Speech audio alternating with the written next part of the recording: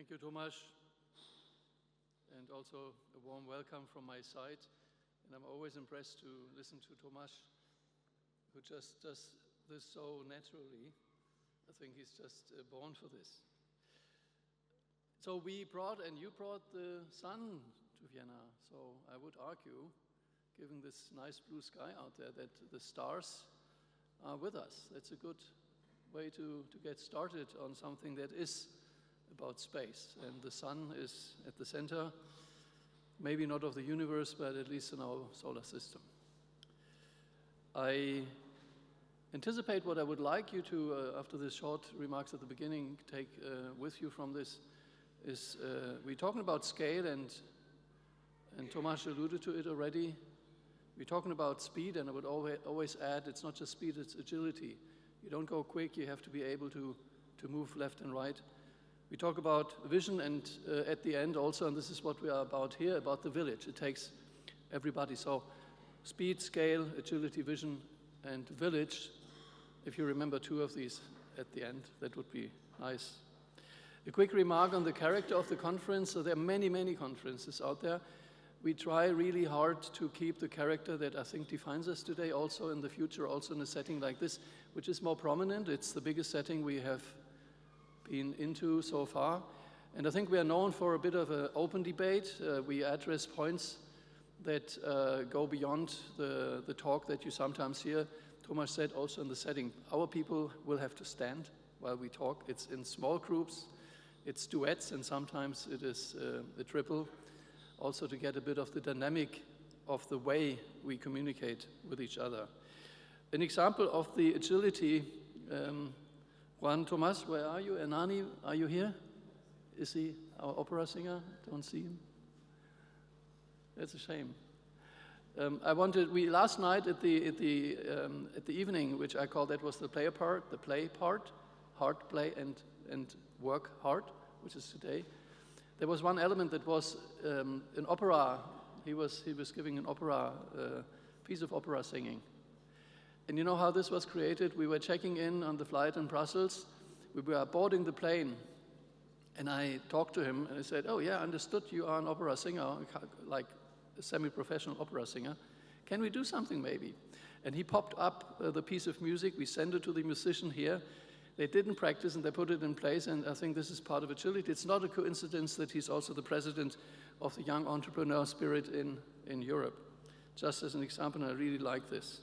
So the leitmotif of this conference is space power. And I like that we defined this already in October last year. We always do this a year ahead. And if you're a think tank, I think you got to try. It's not easy to be ahead of the curve. And last year it was about security and defense, which now really is at center stage. But security, defense, and defense is one element of a bigger question of space power. It's a key element, maybe right now a central element, but space power is also a bit more, and the idea is also not to forget also the other components. So what is the scope of the space power to start with? Well, we all know Apollo moon landing, we know JFK. And I always say it is still JFK's speech, I think it's 1963, that is the most remembered speech when it comes to political statement and will in space. There's nobody, if I ask you who was the president when Apollo 11 landed, you probably won't know, maybe some. Everybody will know it was JFK who made the statement. And this is important. And this is actually related to the exploratory part of space, even though it was triggered by the Cold War, but it is about exploration, it's about visionary, it's about science, it's about what today is a James Webb telescope, and we talked about this yesterday, Euclid missions to really go beyond. And let us not forget the science and the inspiration of space. Even though today we are really concerned making use of space for things that matter on Earth immediately. The second component, I already said it, is security and defense. In Europe, completely underinvested, a factor of 1 to 15 compared to the US. And this is associated not so much in the public eye in Europe so far, until recently, to the Pentagon, to the DoD. And the budget on that side has now overtaken the civilian budget in the US. So this is about governmental space. It's also about peace. In some terminology, it is now also about war. Not so much in Europe but elsewhere. And the third component which is not so much put in the spotlight, but I think it's more recent, it's digital. Space is part of and will be part of the digital economy. This is where the market is.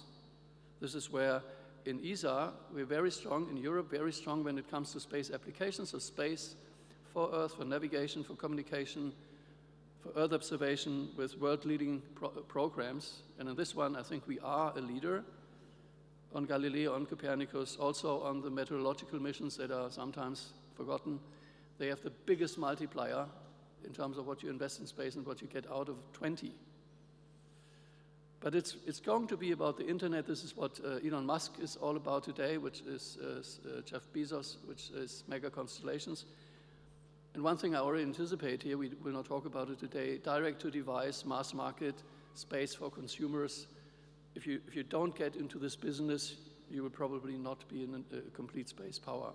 So I summarize, it's about the inspirational part, let's call it Apollo and NASA. A lot of pressure on this today. Security and defense, which is a rising element around the planet, also in Europe, and the digital, which is not talked about enough.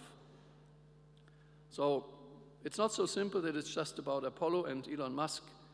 If you want to be a space power, it's also about what will you be able to do with certain capabilities you have. It's not just a simple computation of how many launches you do, how many kilograms of hardware you put in orbit. It's about how you use them. Can you use them freely? Can you have a political decision that actually uses them? We had an example in Ukraine when there's an entrepreneur and all of a sudden people feel that he's the one that decides to switch on or off a capability. That is not a space power. If you do not have that switch in your hands, you're not a space power. You may have the satellite and you cannot use it. So you have to be very careful on which things you really need your own autonomy and not only hardware in space. So we focus a lot on the hardware, and it is needed, and we need the programs to build it, but the policy impact, the integration of these capabilities into the policy sphere, into digital, I mentioned, into energy, into transport, into the policies of policymakers, and that's a focus also of the conference today, that have to put it in their strategy, which is not a space strategy. It's not about a space strategy. It is space in other strategies. And I would say equally to put it in the business plans of entrepreneurs. These people out there, industry that is maybe taking off, established industry today consolidating, new industry we will rely on in the future to also help them and look into what are business plans we can support to have a return on investment and also a public co-financing. So if you ask yourself the question in this complicated sphere of what really makes a space power, and I anticipate the answer, and Marco asked me to be clear on it, our international engagement lead. Where are you, Marco? Okay, hidden in the background. You should be here. Today, I don't think we can claim in Europe to be a space power yet. And I'd like to emphasize the yet. And I said there are domains where we are in the lead, and I repeat, Galileo, Copernicus, and also some other programs. But it's about the political will. So if you had an artichaut and you peel it off and you try to get what is the thing in the middle of this thing that you need to really gain to get anything out of this, after a lot of reflection, and this is our business, you get to the political will. If you do not have the political will in the system, and again, this is across different ministries, it's across different governments, if you do not get this into the head, and if you do not get the buy-in and the conviction of governments and leaders of government, there's a lot you can do, but this is the core of the artichaut. So yesterday I quote Rasmussen, who was at another event in Brussels, and he said, do or do not, there is no try. Or as Shakespeare would say, do or not to do, or similarly, be or not to be. So I think let's keep this in mind, and this is something we work on. For us as a Space Policy Institute, it's really at the core of what we want to achieve. So what else will you find? You will find the question of scale. Do you put enough fuel on the fire? And we had an event, a marvelous event in Berlin recently, when Germany stepped forward, which would be the equivalent of about the budget of ESA for the next 5 years. So this is fuel on the fire, and we see other nations doing similar things, and we'll hear from Josef certainly in a minute also. ESA is preparing the ministerial those are key elements. You need to have the programs to really react to the political will and implement. You need the village. I said this yesterday in our introduction here, and Thomas said it. I think this is a great village to build from. It's not only European, it is global. We also need a vision. We talk a lot about vision, but there are also people that would say you rather have a strategy, you rather have, how to put it, rather have a budget without a strategy than a strategy without a budget. And the lucky part is that we move from something that is an ISS time, when it's big integrated systems, into something that is a LEO economy that is going to be a federation of many systems, not just one mega constellation or two. There will be many different things, and they will interoperate and federate. And I think this is the future to come. I call this the internet age of space. It is going to be the internet age of space. It is not just about communication. It is about the data, it's about the navigation information, it's about the interconnecting communication also. And I think this is in our favor because it enables all of us to bring something on the table, and also this is happening. So Mario, you made a comment yesterday when it came about scale, and you made a simple computation. I think we got to 50 billion a year. We can make the math offline if you want, but I think it's a good number. And you get into the range of what we advocated for in our Vision 2040. In GDP terms, you get between 0.15 and 0.25. It was 4% in the time of Apollo in the US, as a comparison. And the economic power of Europe can do that. Still encore aujourd'hui. I think today it is still possible, and we should do that. Yet, it was said also in another event yesterday, the US versus Europe, the per capita investment is 8 times higher in the US than Europe. It's 2 times higher in Japan than in Europe. The private invest in the US compared to Europe is 4 times higher than in Europe. So there is something to be done on the scale. Now I get to the end, really, to give space to the follow-up speeches. And I just want to emphasize and re-emphasize, and I did this yesterday, with all what I said now, when you get to the will, when you get to the scale and the agility, what you need is also the players on the pitch. You need a team to play.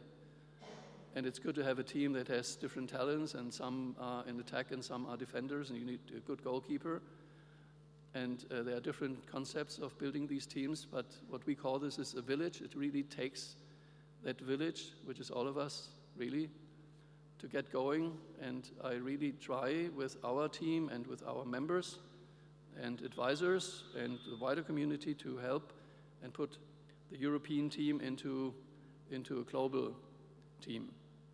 And this is the logic a bit of what we will say now in the subsequent panels. It's about building strength of Europe and building bridges of Europe to other actors worldwide. And with this, I pass back to my perfect master of ceremony. Thank you very much and welcome again.